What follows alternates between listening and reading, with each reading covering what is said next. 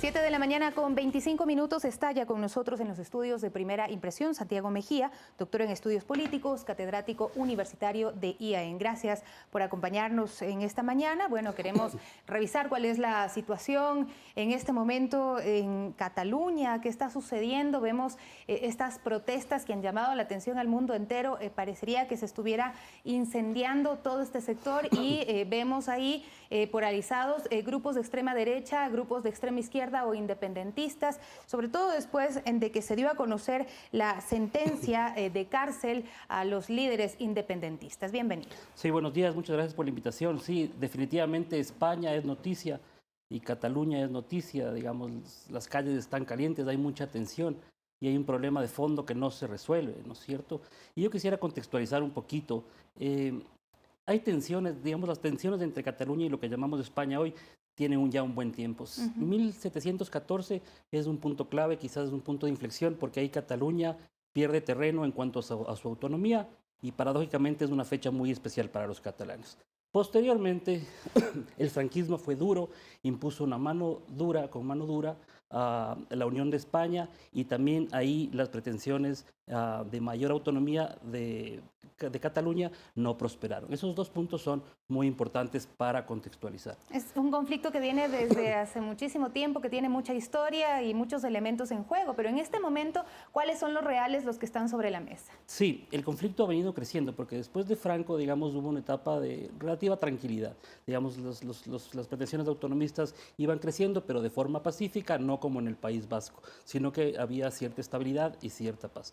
Pero un punto importante de inflexión fue lo que se llama el referéndum ilegal del 2017. Ahí se caldearon mucho los ánimos. Y pienso yo, y es una idea que circula en el ambiente, que dice que en ese momento, digamos, la clase política no supo manejar bien esta situación. Y desde ahí entonces comienzan a surgir una serie de problemas y se polarizan los sectores. La clase política, ¿usted se refiere a los líderes independentistas o al gobierno español que decidió apresarlos inmediatamente? Bueno, en las dos partes, porque esta dinámica, digamos, varios grupos sacan ventaja de esta dinámica.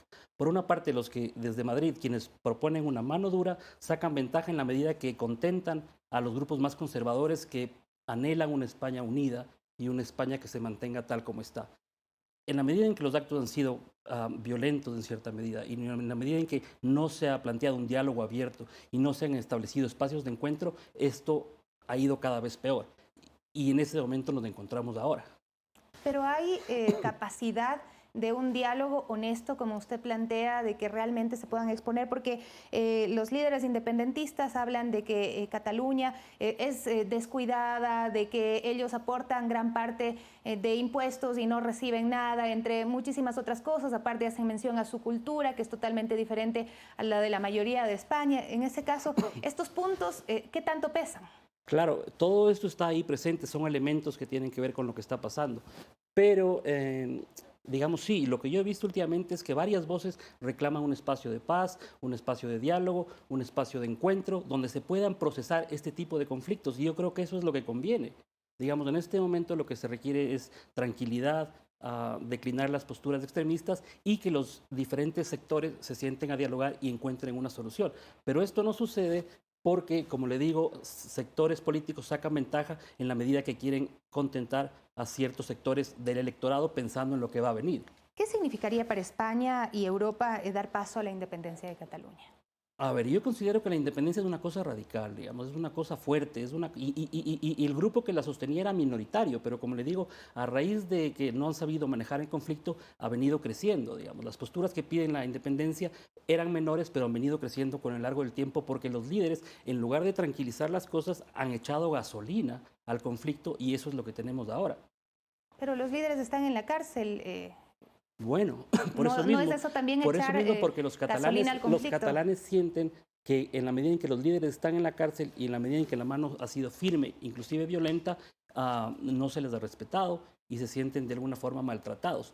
Eso ha incentivado el conflicto y eso ha hecho que el conflicto escale hasta el punto donde nos encontramos hoy, donde las protestas son multitudinarias. Las protestas en gran medida son pacíficas, pero también hay un segmento muy violento, que son las imágenes que llegan en su mayor parte, ¿no? Esto es importante también analizarlo porque vemos que se está pues dando un extremismo ya en las protestas, y ahí vemos que hay dos segmentos radicales, por un lado los de extrema derecha y por otro los independentistas, que han llegado a atacarse, es decir, los extremistas de derecha han paliado a personas de los grupos independentistas, y también los otros han hecho y han respondido de la misma forma, han saqueado locales, y la convulsión que se vive ahora mismo es realmente fuerte y que llama la atención porque es como que nunca antes vista en España. Sí, en España, digamos, en Europa no estamos muy acostumbrados a estas protestas en cierta medida violentas. Como le digo, la gran mayoría son pacíficas, pero sí hay unos sectores violentos porque, como le digo, las emociones están por todo lo alto. Digamos, en este momento se puede decir que en cierta medida la política en España gira en torno a lo que sucede con el conflicto catalán. Se ha desplazado el tradicional eje izquierda-derecha para tener un nuevo eje que tiene que ver con los independentistas y los que pretenden que España se mantenga unida, y en esa medida tienen mano firme, ¿no es cierto? Pero ¿no se debe también a este incremento de estas fuerzas extremistas de derecha que están apareciendo por toda Europa, no solamente en España? Sí, la derecha fue muy dura, digamos, la derecha fue en cierta medida violenta, intransigente, y eso, como le digo, encendió las cosas.